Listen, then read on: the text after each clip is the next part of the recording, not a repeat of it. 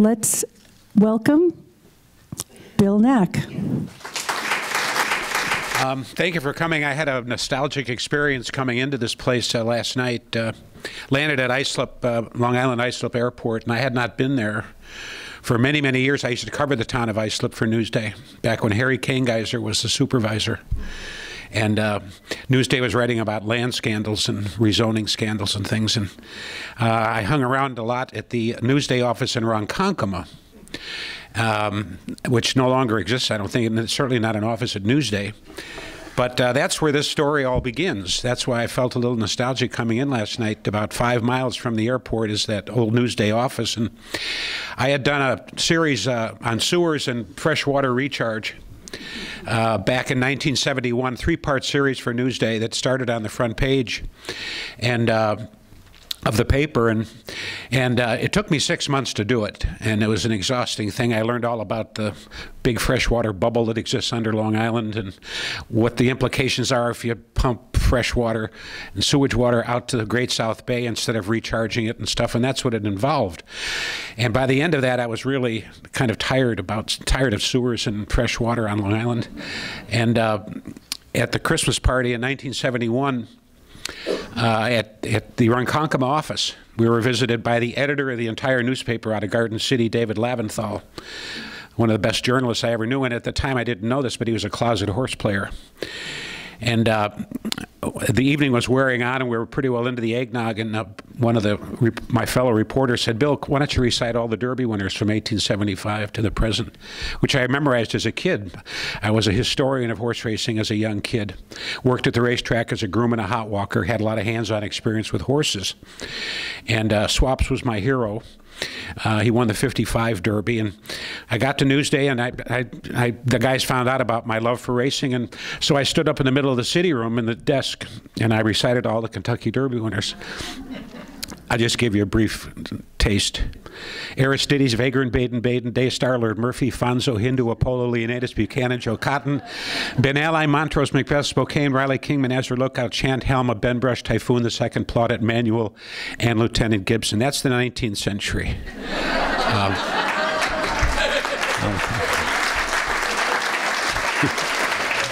I'll not belabor you with the 20th, but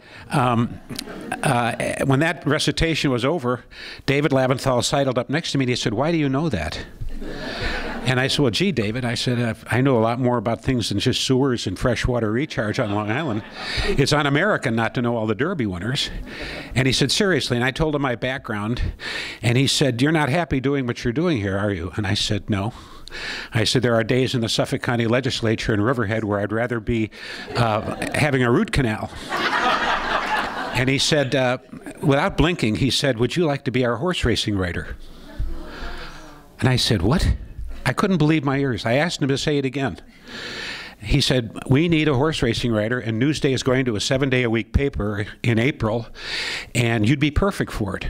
And I said, "Gee, David," I said, "give me a chance to think about this." He said, "Well, get back to me as soon as you can." Well, 5 minutes later, I walked up to him and I said, "David, that offer you made, does it still stand?" He said, "Yeah." I said, "Well, I'm your man." So in March of '72, 3 months later, after cleaning up my desk at my city side, I walked into Belmont Park with a spiral notepad. And I was in heaven.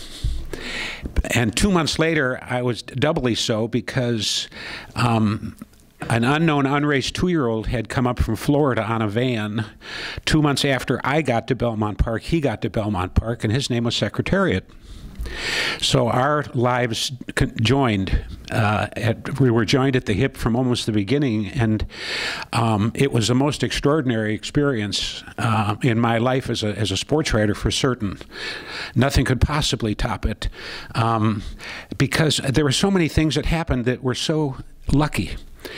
At that very time, in the same barn at Belmont Park where there's 1,500 horses and 70 barns, in the same barn as this young unraced 2-year-old was a horse named Riva Ridge. He had won the Kentucky Derby, and now he's coming up to the Belmont. He lost the Preakness, he's coming up to the Belmont, and I was all over him. And while I was at the barn one morning, Jimmy Gaffney, the exercise rider, came up to me and he said, "I want to show you something." So I said, what's that? He said, come with me. So we walked up the shed. We walked past Riva Ridge. And he waved into the stall number 7, and he said, what do you think? And I looked in. He looked like a Greek discus thrower. Gorgeous chestnut. He had muscles on his eyebrows.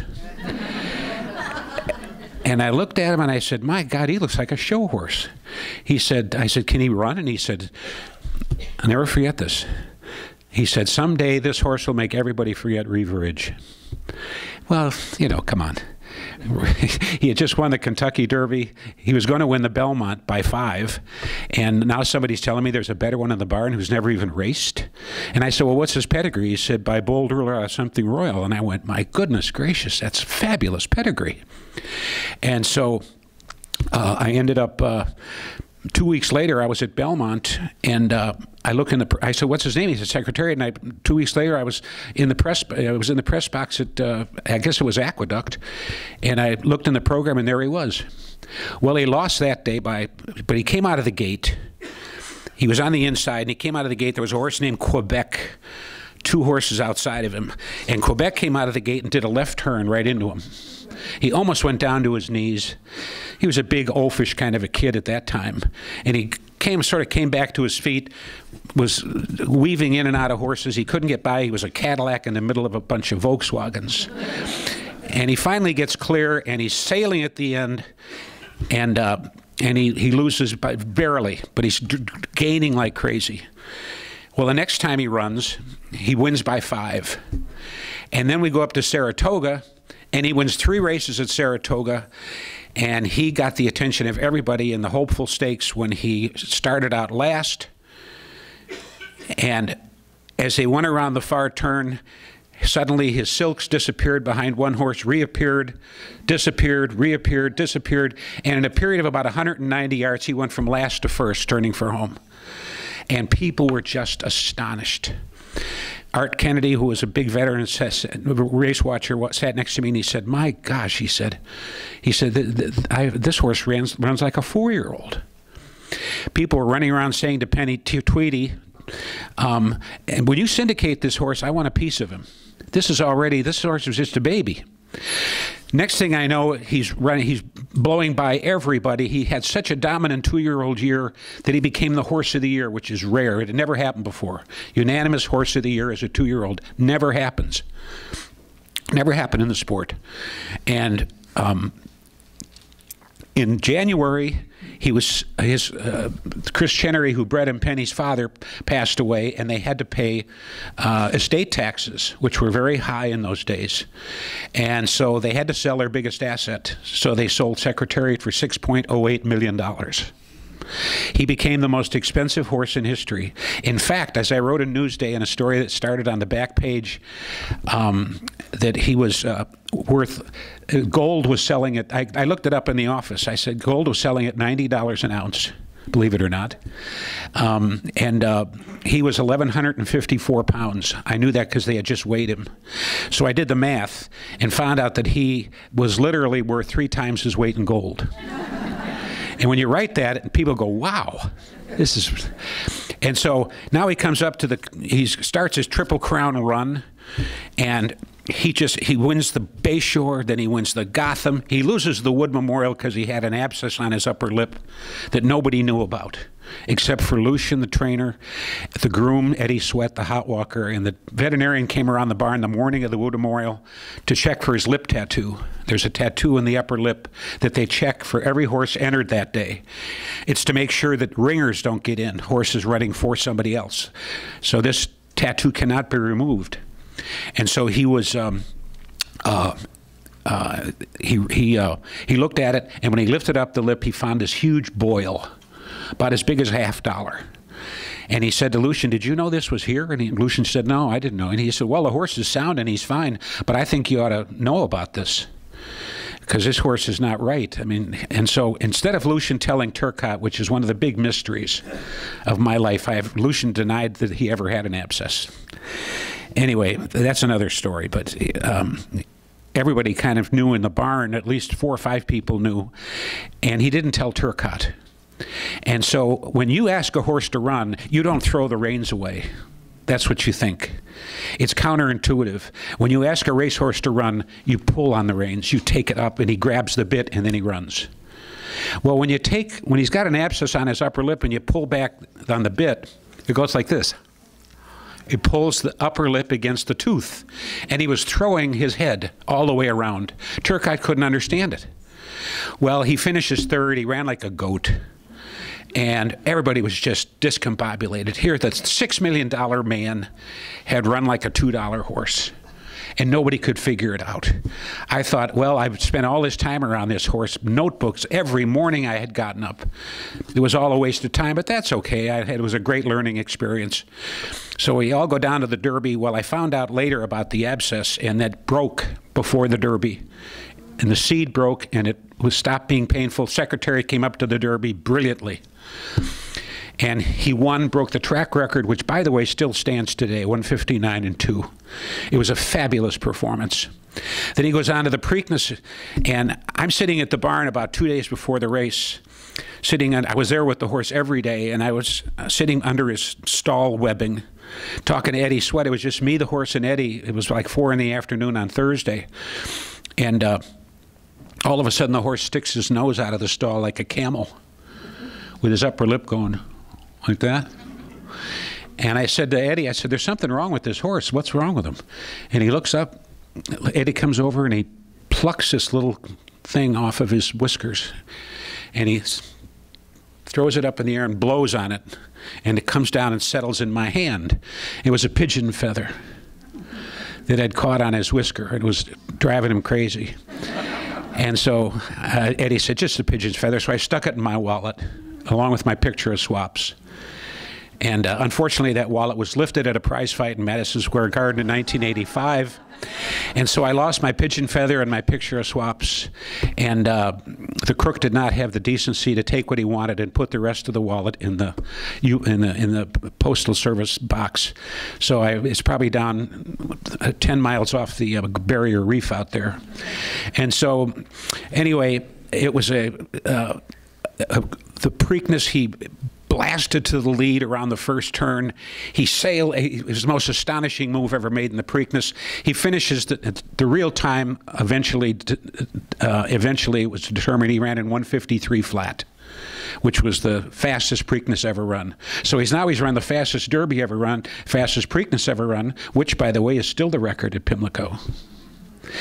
And now he comes up to the Belmont. He's on the cover of Time, Newsweek, and Sports Illustrated in 1 week. And he has now become a rock star. And along with him, a rock star was Penny Tweed, his manager and John's mother. She had taken over the stable. She was now his spokesman. The horse was a mute, so she spoke for him, and eloquently. And the press loved her because she spoke in complete sentences. She spoke clearly. I mean, she had a master's at Columbia. She was really smart. And she was very well educated and spoke very, very well. And she was a perfect spokesperson for the horse and attractive physically. She looked good on camera. She was everything you needed in an owner. No owner had ever been, to me, in my experience, that forthcoming and that visible. Not only that, she was a female owner, and they had never done anything in horse racing. They always were in the background. Talk to my trainer. That's what they'd say. Not Penny. Don't talk to my trainer. Talk to me. I'm his spokesperson. And so it was the dynamic duo. It was Penny and Secretariat, and then Turcotte and some of the others, and Lucian. And it was just that week was just amazing. With that horse on the cover of those 3 magazines, she was on the Today Show, all sorts of other TV appearances she was making. It was just breathtaking because one of the things, it was on the Friday before the Preakness was the beginning of the televised Watergate hearings. And so everybody was saying, you know, the country's gone to hell in a handbasket, and here's this horse who was perfectly honest. He didn't beat his wife. Nobody had to call 911. He was like this perfect ideal athlete who just wanted hay, oats, and water and let me go. And people saw in this a kind of a symbol of perfection, and as John Tweedy points out, it's also a symbol of nobility. And that's really what he was. And you know, Penny was the queen and he was the prince. And she was taking him from one racetrack to another and entertaining everybody. America had a 5-week recess from the Vietnam War, which is also still going on, as well as Watergate. And he comes up to the Belmont, and I call Lucian the night before the race, said, what's he going to win by? And he said, I think he's going to win by more than he's ever won by in his life. I think he's going to win by 10. Well, he won by 31. And he ran the mile and a half in 2:24 flat, which was a world record on the dirt. It is still a Belmont record. He now still holds, after 40-some years, the track record in the Derby, the Preakness, and the Belmont. And that, you know how many horses of his age have come and gone since then? About 1.2 million. And nobody's approached him. And it was a wonderful ride, I'll tell you that. And every time I'd take somebody to Lexington to show him Secretariat when he was at stud, I'd pull that pigeon feather out of my wallet, and I'd tell the story about it, and I'd pass it around the car, and until somebody lifted it. But in any event, I think you're going to enjoy this movie. It's about John put it together. John, by the way, as some of you might not know, is a lawyer by trade, but he's got a real creative side, and it comes out in this movie the way he put it together about his mother. In many ways, it was a labor of love for him, and he was. By the way, I have one little anecdote about John. There's an English teacher at the University of Colorado named Jane Brown, who was kind of a legendary English professor, and she once said that John Tweedy was the best student she ever had at the University of Colorado. So he's not only a good lawyer, but he's also extremely literate, and puts together a great film. Enjoy it. I think you'll. There's some stuff in here. When I first saw it, I thought, oh, I didn't know this. And anyway, enjoy.